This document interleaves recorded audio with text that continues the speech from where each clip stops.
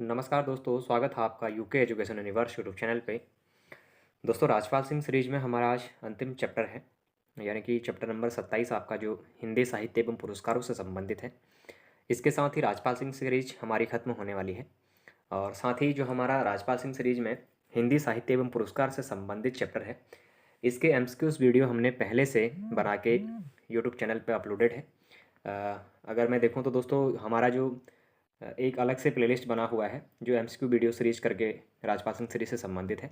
उसमें सभी जितने भी हमारे चैप्टर्स हैं उनके एमसीक्यू सीरीज़ के वीडियोस मैंने बना के पहले से डाल दिए हैं। तो चैप्टर खत्म होने के बाद आप लोग जाके वहाँ से अपने प्रैक्टिस सेट लगा सकते हैं।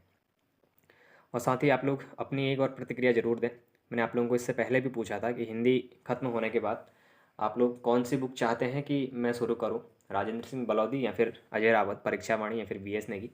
आप लोग अपनी प्रतिक्रिया ज़रूर दें, उसके अनुसार ही हम चलेंगे, क्योंकि बीच में फिर आप लोग किसी अन्य किताब की मांग करेंगे तो फिर मैं वो नहीं करा पाऊँगा। तो इसलिए आप लोग पहले ही मुझे वो चीज़ ज़रूर बता दें। तो दोस्तों, हिंदी साहित्य का आज हम पहले से ही इतिहास देखने वाले हैं। तो देखिएगा, बात करेंगे सबसे पहले हिंदी साहित्य का इतिहास।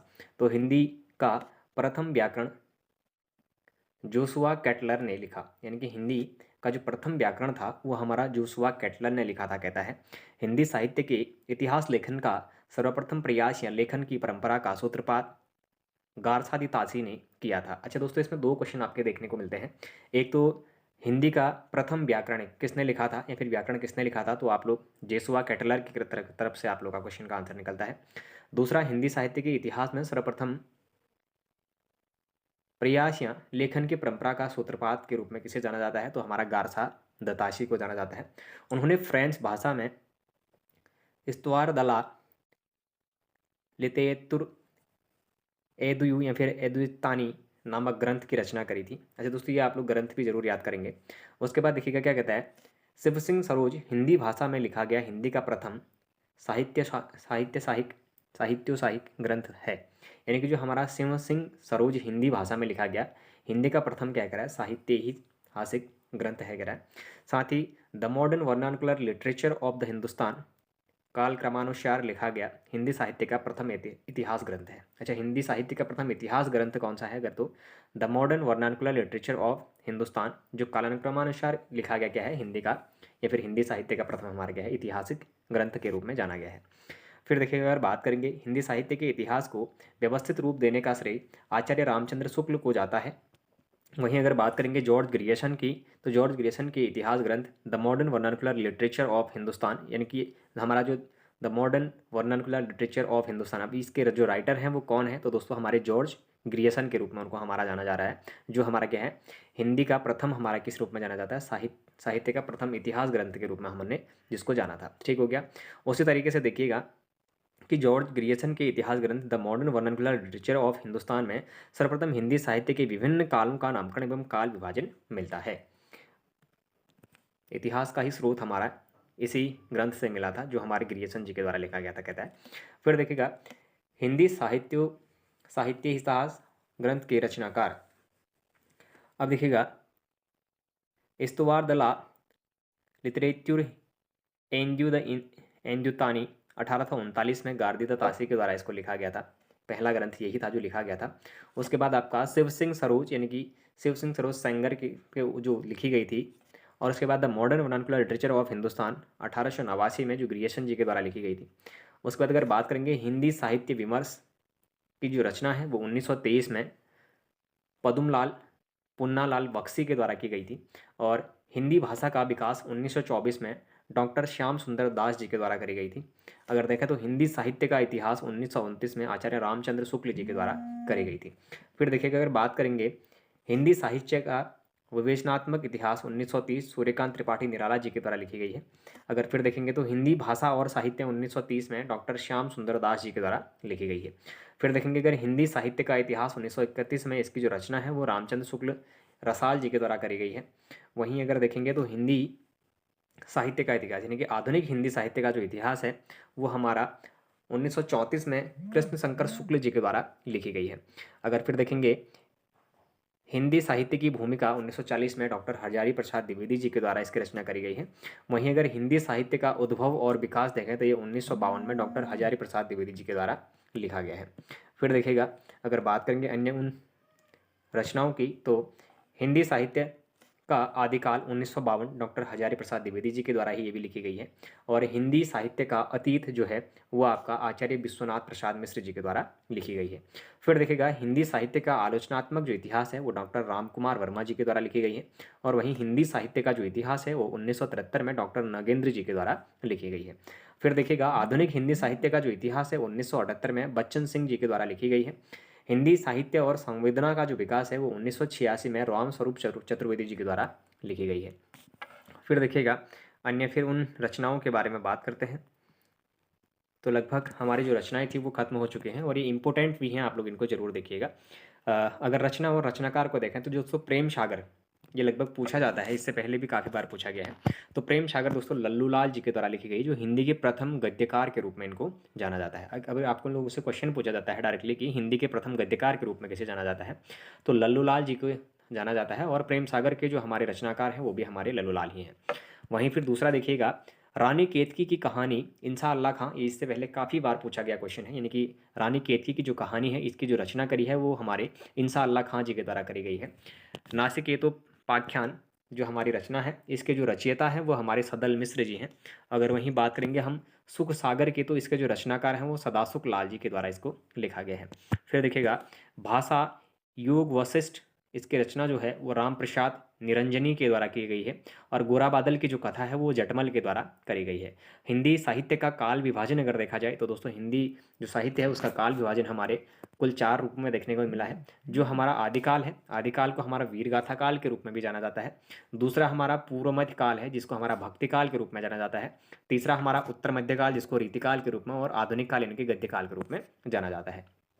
अब आप लोगों से क्वेश्चन इस तरीके से भी कहा जाता है किस काल को गद्यकाल के रूप में भी जाना जाता है, तो दोस्तों हमारा आधुनिक काल को, या फिर किस काल को रीतिकाल के रूप में जाना जाता है तो उत्तर मध्यकाल को, और किस काल को भक्तिकाल के रूप में जाना जाता है तो पूर्व मध्यकाल को, और किस काल को वीरगाथा काल के रूप में जाना जाता है तो आदिकाल को। इस तरीके से भी आपके क्वेश्चन घुमा के बना दिए जा सकते हैं, तो आप लोग उस तरीके से भी उसको जरूर ध्यान रखिएगा। फिर अगर बात करेंगे कि हिंदी साहित्य को 4 खंडों में विभाजित किया गया है, अब वो 4 खंड कौन कौन से हैं हमने इनके बारे में डिस्कस किया। और वहीं अगर देखें तो फिर दोबारा से मैं देख लेता हूँ। आचार्य रामचंद्र शुक्ल के अनुसार काल विभाजन आदिकाल यानी कि इसको वीरगाथा काल के रूप में हमने इससे पहले देखा था। तो दोस्तों जो हमारा वीरगाथा काल था ये 1050 से लेके 1375 बीसी के बीच में हमारा चला था। वहीं अगर बात करेंगे हम पूर्व मध्यकाल की, यानी कि इसको हमारा भक्तिकाल के रूप में जाना जाता था, जो हमारा 1375 से 1720 के बीच में हमारा चला हुआ था। फिर अगर वहीं बात करेंगे हम उत्तर मध्यकाल की, जिसको हम रीतिकाल के रूप में जान रहे थे, तो उसका जो कार्यकाल रहता है वो 1700 से 1900 के बीच में रहता है। वहीं अगर बात करेंगे हम आधुनिक काल की, जिसको हमारा गद्यकाल के रूप में जाना जाता है, और उसका जो कार्यकाल माना गया है वो 1900 से अब तक का माना गया है। और वहीं अगर जो हमारी राम स्वरूप चतुर्वेदी के अनुसार जो काल विभाजन है अगर उसको देखा जाए तो हमारा जो आदिकाल है वो हमारा 1000 ईस्वी से, यानी कि 1000 से 1500 के बीच में, 1000 से 1350 के बीच में माना गया है। वहीं उनके अनुसार, चतुर्वेदी जी के अनुसार, पूर्व मध्यकाल को हमारा 1350 से 1650 के मध्य माना गया है, और उत्तर मध्यकाल को हमारा 1650 से 1850 के मध्य माना गया है, और आधुनिक काल जो है उसको 1850 के अनुसार माना गया है। लेकिन जो अधिकतर जो माना जाता है, अधिकतर जो पूछा जाता है वो तो रामचंद्र शुक्ल जी के अनुसार ही हमारा देखने को मिलता है। यानी कि जो आधुनिक काल है वो 1900 से अब तक वाला ही हमारा अधिकतर देखने को मिलता है। फिर देखिएगा आदिकाल यानी वीरगाथा काल की अगर बात करें, जो हमारा 1050 से 1375 बीसी के बीच में जो चल रहा है, यानी कि रामचंद्र शुक्ल जी के अनुसार वाला, तो हिंदी के प्रथम कवि, हिंदी का प्रथम कवि कौन है इस संबंध में विवाद है। ठीक हो गया, यानी कि हिंदी का जो प्रथम कवि है वो कौन है इस संबंध में विवाद है। कहता है विभिन्न विद्वानों की दृष्टि से हिंदी के प्रथम कवि इस प्रकार है। अब देखिएगा राहुल सांकृत्यायन एवं डॉक्टर नागेंद्र ने सरहपा को हिंदी का प्रथम कवि माना है। अब अगर देखा जाए तो डॉक्टर नागेंद्र जी हो गए और राहुल सांकृत्यायन जी के द्वारा हमारा सरहपा को हिंदी का क्या कहा गया है, पहला कवि माना गया है। इन्हें ही हिंदी का प्रथम कवि होने का श्रेय प्राप्त है, और इन्हीं को क्या है हमारा हिंदी का प्रथम कवि होने का श्रेय भी प्राप्त है, किनको, सरहपा जी को। उसके बाद देखिएगा डॉक्टर राम कुमार वर्मा ने स्वयंभू को हिंदी का प्रथम कवि कहा। अब राम कुमार वर्मा जी ने हमारे स्वयंभू को हिंदी का प्रथम कवि माना है। और वहीं अगर देखेंगे तो डॉक्टर गणपति चंद गुप्त ने शालिभद्र सूरी को हिंदी का प्रथम कवि माना है। अगर देखेंगे चंद्र शर्मा गुलेरिया ने राजा मंजू को हिंदी का प्रथम कवि माना है। वहीं अगर डॉक्टर बच्चन सिंह ने विद्यापति को हिंदी का प्रथम कवि के रूप में माना है। फिर देखिएगा डॉक्टर हजारी प्रसाद द्विवेदी ने अब्दुल रहमान को हिंदी का प्रथम कवि माना है। और वहीं अगर डॉक्टर शिव सिंह सेंगर ने पुष्यया पुंड को हिंदी का प्रथम कवि माना है। और आचार्य रामचंद्र शुक्ल ने चंद्र बरदाई को हिंदी का प्रथम कवि माना है। अच्छा दोस्तों, इसमें से जो सर्वमान्य है तो वो वही यही है कि जो हमारे राहुल सांकृत्यायन और डॉक्टर नागेंद्र ने सरहपा को हिंदी का जो प्रथम कवि माना है, तो इन्हें ही हिंदी के प्रथम कवि का श्रेय भी प्राप्त होता है के रूप में हम इनको याद करेंगे। फिर देखिएगा, आदिकाल को वीरगाथा काल, सिद्ध सामंत काल, चारण काल, प्रारंभिक काल और बीजवपन काल आदि नामों से जाना जाता है। अच्छा दोस्तों, जो हमारा आदिकाल है उसी आदिकाल को और किन नामों से जाना जाता है, तो आदिकाल को हमारा वीरगाथा काल के नाम से भी जाना जाता है। मैं आपसे कह रहा था कि क्वेश्चन किस आधार पर बनेंगे, तो आयोग आपसे क्वेश्चन कर सकता है कि किस काल को आदिकाल या फिर वीरगाथा काल के नाम से जाना जाता है, या फिर आपको सिद्ध सामंत काल के रूप में किसे जाना जाता है, चरण काल, प्रारंभिक काल, बीजवपन काल के नाम से किसे जाना जाता है, तो हमारा आदिकाल को जाना जाता है। इस तरीके से हम लोग उसको देखेंगे। आदिकाल की जो प्रवृत्तियां हैं दोस्तों, देखिएगा, आश्रयदाताओं की जो प्रशंसा है, दूसरा युद्धों के सुंदर और जीवन चित्रण के रूप में उनमें देखा गया है, तीसरा हमारा है आदिकालीन साहित्य का प्रमुख रस वीर रस, साथ ही श्रृंगार रस का वर्णन भी मिलता है। अब उसके बाद बात करेंगे ऐतिहासिकता के संदर्भ में कल्पना की प्रचुरता हमें देखने को मिलती है आदिकाल में, और वहीं अप्रमाणिक रचनाएं उसमें देखने को मिलती हैं। सामूहिक राष्ट्रीयता का अभाव देखने को मिलता है। डिंगल पिंगल भाषा का प्रयोग देखने को मिलता है। अच्छा, अगर डिंगल पिंगल भाषा का प्रयोग किस काल में अगर देखने को मिलता है, यदि अगर आप लोगों से क्वेश्चन पूछा जाता है, तो दोस्तों आदिकाल में देखने को मिलता है। अब आप लोग ये क्वेश्चन गलत नहीं करेंगे। फिर देखिएगा, आदिकाल का नामकरण करने वाला विद्वान। अब आदिकाल का जो नामकरण करने वाले विद्वान हैं वो कौन कौन कहे जाते हैं। आचार्य हजारी प्रसाद द्विवेदी जी ने आदिकाल कहा, आचार्य रामचंद्र शुक्ल ने वीरगाथा काल कहा, विश्वनाथ प्रसाद मिश्र ने इसी को वीरकाल कहा, और राहुल सांकृत्यायन जी ने इसको सिद्ध सामंत काल कहा, गणपति चंद गुप्त ने इसको शून्य काल कहा। वहीं अगर मिश्र बंधु की बात करें तो दोस्तों प्रारंभिक काल कहा गया, और महावीर प्रसाद द्विवेदी ने इसे बीजवपन काल कहा। डॉक्टर राजकुमार वर्मा ने इसको हमारा संधि काल एवं चारण काल कहा। जॉर्ज ए ग्रियसन ने चारण काल कहा, और मोहन अवस्थी सुमन राजे ने इसको आधार काल कहा। अब इसमें से दोस्तों आपके जो इंपॉर्टेंट हैं वो कौन कौन से हैं मैं आपको बता दूं। ये जो आपके हजारी प्रसाद द्विवेदी जी ने इसको आदिकाल कहा है, तो हमारा आदिकाल के रूप में अगर किसके द्वारा कहा गया था, तो हमारा हजारी प्रसाद द्विवेदी जी के द्वारा कहा गया था। ये आप लोग याद रखेंगे। दूसरा, वीरगाथा काल, आदिकाल को वीरगाथा काल किसने कहा, तो हमारे ये आचार्य रामचंद्र शुक्ल जी ने कहा था। वहीं अगर आदिकाल को वीरकाल किसने कहा, तो ये हमारे डॉक्टर विश्वनाथ प्रसाद मिश्र ने कहा था। वहीं अगर बात करेंगे हम आदिकाल को सिद्ध सामंत काल किसने कहा, तो राहुल सांकृत्यायन के द्वारा कहा गया था। फिर देखिएगा, आदिकाल को अगर बीजवपन काल किसके द्वारा कहा गया, तो महावीर प्रसाद द्विवेदी जी के द्वारा कहा गया था। ये 5 पॉइंट आप लोग विशेष ध्यान रखेंगे। फिर देखिएगा, आदिकाल के प्रमुख कवि एवं उनकी जो रचनाएं हैं अगर उन पर बात करें, तो देखिएगा जो कवि है और जो उनकी रचनाएं हैं, अगर देखें तो दलपति विजय जी जो है उनकी रचना है खुमाण रासो। ये क्वेश्चन इससे पहले पूछा गया है। खुमाण रासो किसकी रचना है, तो दोस्तों ये हमारी दलपति विजय जी की रचना है। पृथ्वीराज रासो ब्रजभाषा में ये लिखी गई है। इसकी भाषा भी पूछी जाने लगी है कि चंद्र बरदाई जी द्वारा लिखी पृथ्वीराज रासो है उसकी भाषा क्या है, तो दोस्तों ये हमारी क्या है, ब्रजभाषा है। और पृथ्वीराज रासो की जो रचना है वो किसके द्वारा करी गई है, तो ये हमारी चंद्र बरदाई जी के द्वारा कही गई है। वहीं अगर देखेंगे बीसलदेव रासो की रचना किसने करी है, तो नरपति नाल्ह जी के द्वारा करी गई है। इससे पहले पूछा गया क्वेश्चन है। परमाल रासो यानी कि इसी को हमारा आल्हखंड के रूप में भी जाना जाता है, तो परमाल रासो की जो रचना है वो हमारा जगनिक जी के द्वारा करी गई है। वहीं हम्मीर रासो सांगधार के द्वारा हमारा इसकी रचना करी गई है। अगर विजयपाल रासो की बात करें तो नल्ह सिंह भाट जी की द्वारा इसकी रचना करी गई है। कीर्तिपता का पदावली, लिखनावली, भूपरिक्रमा जो है ये हमारे विद्यापति जी के द्वारा लिखी गई रचनाएं हैं। वहीं अगर बात करेंगे दोहा कोश, तो दोहा कोश हमारा सरहपा यानी कि सरोज ब्रज जी के द्वारा इसकी रचना करी गई है। हिंदी के प्रथम कवि के रूप में ये भी जाने जाते हैं, नागेंद्र जी और डॉक्टर नागेंद्र जी, और हमारे नागेंद्र जी के द्वारा इनको क्या बोला गया था, हिंदी का प्रथम कवि के रूप में भी जाना गया था। हजारी प्रसाद द्विवेदी जी ने भी इन्हीं को मत दिया था। अगर वहीं देखेंगे कि सरहपा जो है हमारा सरोज ब्रज, इनके द्वारा जो रचना रची गई है वो हमारा दोहा कोश है। वहीं अगर देखें तो पौम चरियु, रिठोमी चरियु, अरिष्टनेमी चरित, स्वयंभू छंद जो है ये जो रचनाएं हैं ये स्वयंभू जी की हैं। वहीं अगर देखा जाए तो जयचंद प्रकाश जो रचनाएं हैं ये हमारी केदार भट्ट या फिर हमारी भट्ट केदार के द्वारा लिखी गई रचनाएं हैं। फिर देखिएगा, अगर बात करेंगे संदेश रासक यानी कि प्रथम प्रमाणिक रासो जो ग्रंथ है ये अब्दुल रहमान के द्वारा इसकी रचना करी गई है। रेवंतगिरी जो रास है इसकी रचना विजयसेन सूरी के द्वारा करी गई है। वहीं अगर देखा जाए तो स्थूलभद्र रास जो है ये हमारा जिन धर्म सूरी जी के द्वारा इसकी रचना करी गई है। वहीं अगर महापुराण जय कुमार चरयु जसहर चरियुज की जो रचना है वो हमारे पुष्पदंत जी के द्वारा करी गई है। उपदेश रसायन रास की जो रचना है वो हमारा जिनदत्त सूरी जी के द्वारा करी गई है।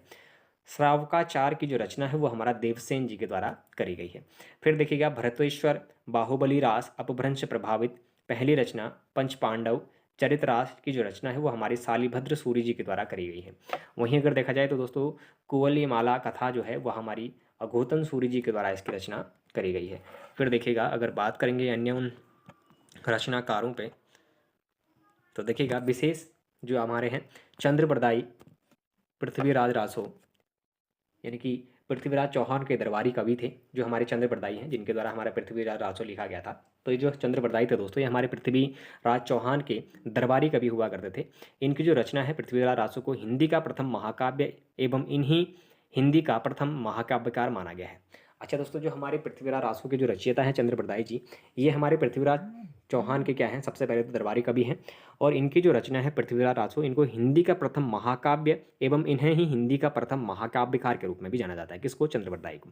फिर देखिएगा अगर बात करेंगे विद्यापति को अभिनय जयदेव की उपाधि से विभूषित किया गया था। इनकी रचना पदावली के कारण आचार्य रामचंद्र शुक्ल ने इन्हें अपनी रचना हिंदी साहित्य का इतिहास एवं मैथिली कोकिल कहा है। अच्छा दोस्तों किसने कहा?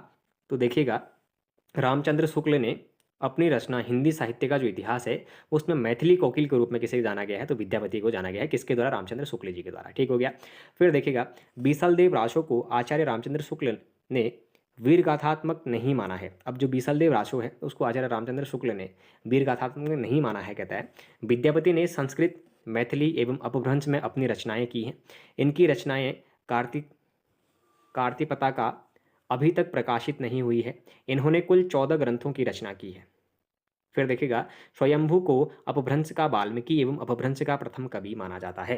अच्छा दोस्तों स्वयंभू जी को अगर देखा जाए तो स्वयंभू को अपभ्रंश का वाल्मीकि एवं अपभ्रंश का प्रथम महाकवि के रूप में किसे जाना जाता है? तो हमारे स्वयंभू जी को जाना जाता है।